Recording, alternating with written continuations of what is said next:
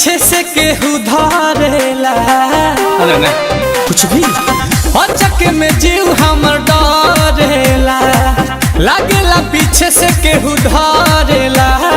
बांधियों के सुतीले तक खुल जाला जुरा, यारे खुल जाला जुरा।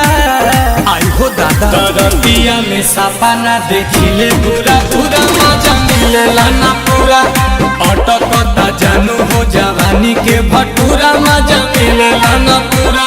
रतिया में सपना देखिले पूरा पूरा मजा मिलेला ना पूरा।